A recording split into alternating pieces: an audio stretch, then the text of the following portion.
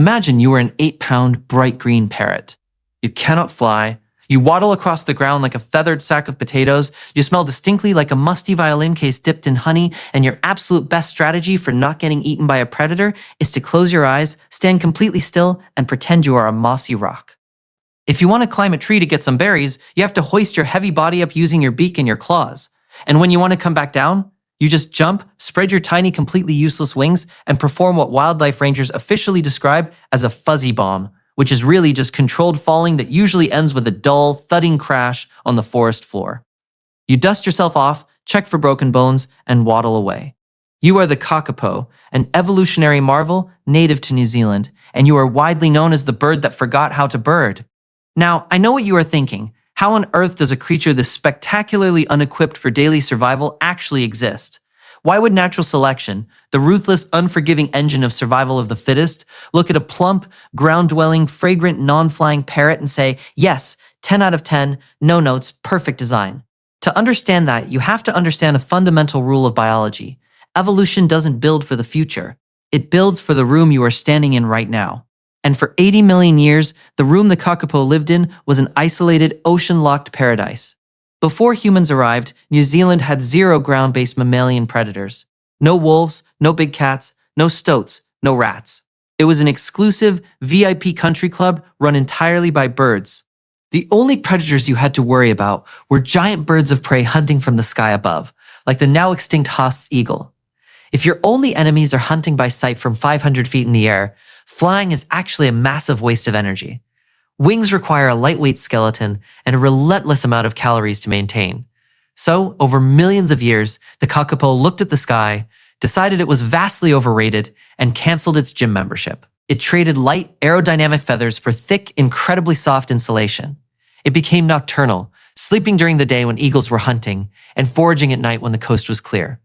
And if an eagle ever did happen to swoop low, the kakapo's defense mechanism was absolute genius for its time. Freeze, instantly. Because its soft green plumage blended perfectly into the forest ferns, a motion-sensitive bird of prey would fly right past, entirely oblivious to the chubby green moss rock sitting on the forest floor. For 80 million years, the kakapo was winning the game of life. But then one day, the game got canceled, and nobody bothered to tell the parrot. Around 700 years ago, Polynesian voyagers arrived in New Zealand, bringing with them the Pacific rat. A few centuries later, European ships arrived, unloading a biological nightmare of dogs, cats, black rats, and stoats. Overnight, the kakapo's island paradise was invaded by ground-hunting mammals. And here's the tragic irony of the kakapo. Every single adaptation that made it a masterpiece of survival in the old world became a signed death warrant in the new one. When a stoat or a wild cat approaches a kakapo, the bird does what it has successfully done for millions of years. It stands completely still and freezes. But mammals don't hunt purely by sight. They hunt by scent. And remember how I mentioned the kakapo smells like honey and old musical instruments? To a hungry rat or cat, that pleasant floral fragrance isn't a camouflage. It is a GPS homing beacon announcing a free, all-you-can-eat buffet. Even worse, because kakapo never learned the concept of running away from a ground animal, early historical accounts describe these birds actually waddling up to introduce predators, politely sniffing their noses, and then freezing in place. It was an absolute slaughter. By the mid-1990s, a population that once numbered in the millions had nosedived to catastrophic levels. There were only 51 individual kakapo left on the entire planet. 51. That is fewer birds than people in your local grocery store on a Sunday afternoon. Now, if a normal species gets knocked down to 51 individuals, you would hope the remaining survivors would get together, realize the urgency of the situation, and start breeding like crazy to save their family tree. But this is where the kakapo transitions from a tragic underdog story into a stand-up comedy routine about evolutionary incompetence. Because the kakapo happens to have the most over-engineered, bizarrely inefficient, and downright absurd sex life in the entire animal kingdom. First of all, a female kakapo refuses to breed on a normal seasonal schedule.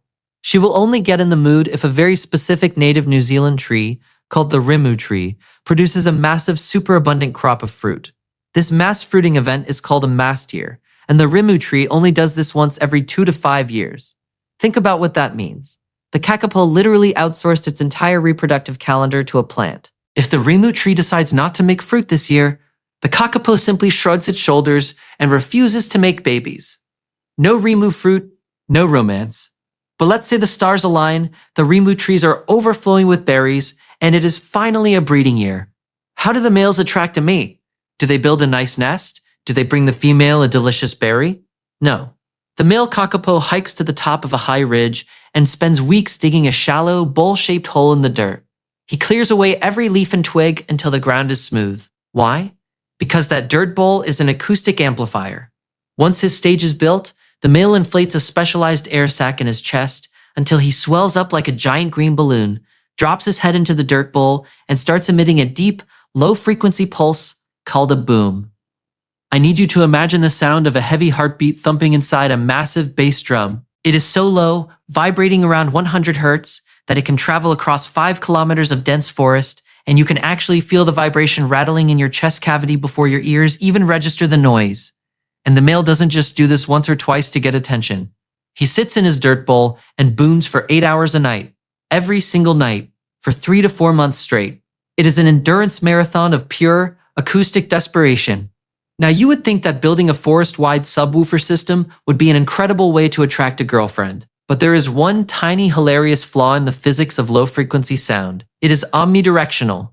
That means the sound waves bounce off the hills and echo through the trees in a way that makes it almost impossible to tell where the noise is actually coming from.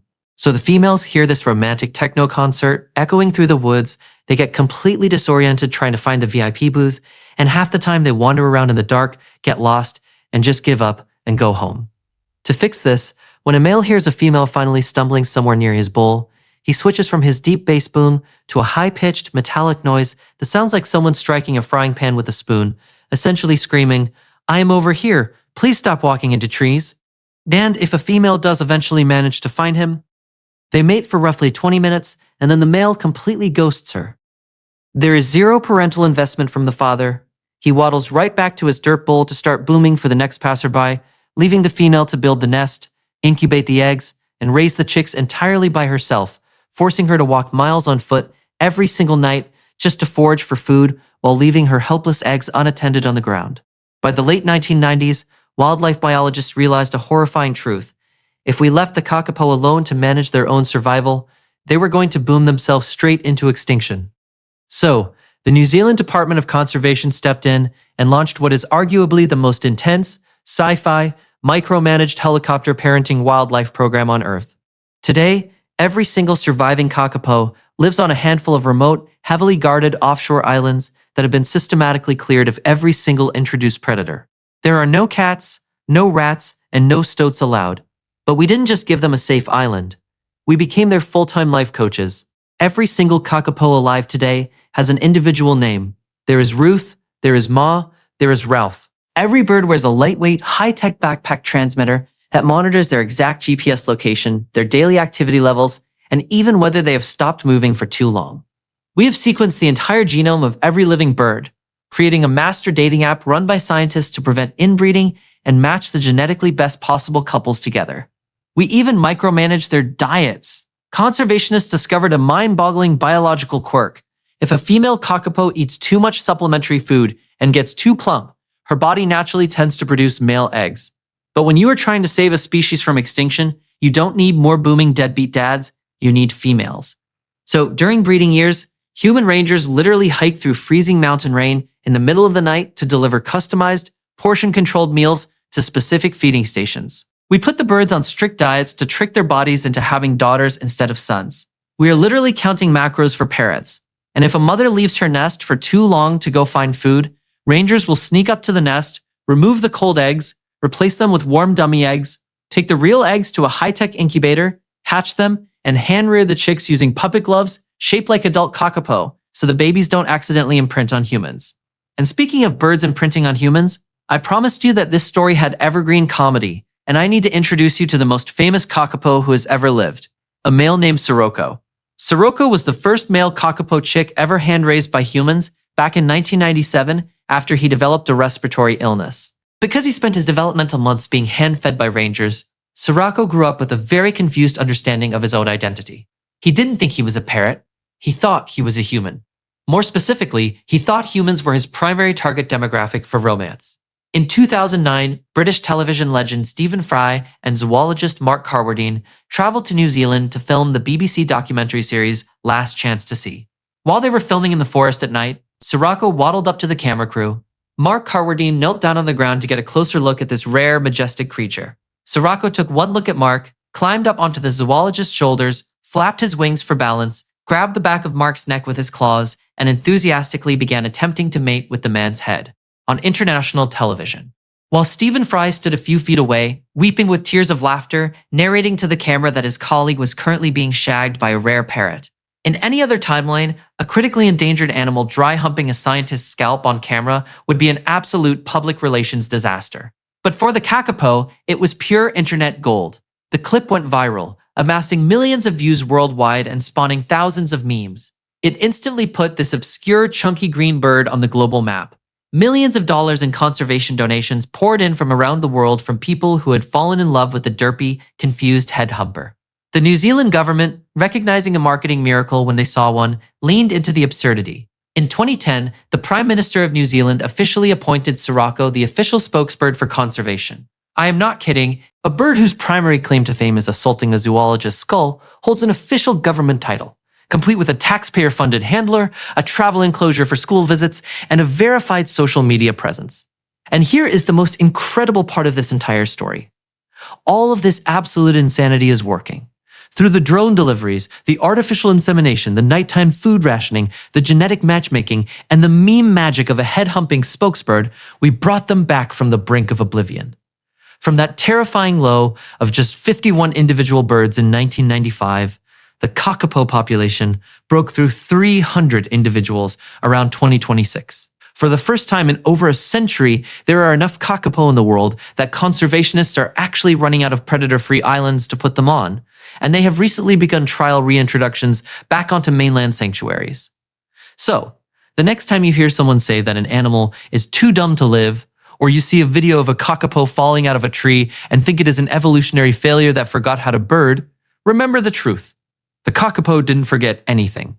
It perfected the art of thriving in a peaceful, predator-free world that existed for 80 million years. It wasn't the Kakapo that failed, it was the world around it that changed the rules without warning. And honestly, if surviving a total global disaster requires smelling like honey, booming like a rave speaker, and acting so charmingly ridiculous that an entire species of two-legged apes decides to spend millions of dollars acting as your personal bodyguards, chefs, and matchmakers for the rest of time, maybe the Kakapo is actually the smartest bird to ever live. But speaking of ancient creatures that survived catastrophic global changes by evolving the most bizarre, seemingly impossible adaptations imaginable, what happens when an animal decides that the best way to survive a predator isn't to freeze or fly away, but to literally melt its own body and age backward into a baby? It sounds like bad science fiction, but trust me, the biological reality is even stranger than the fiction, and we are going to dive into that next.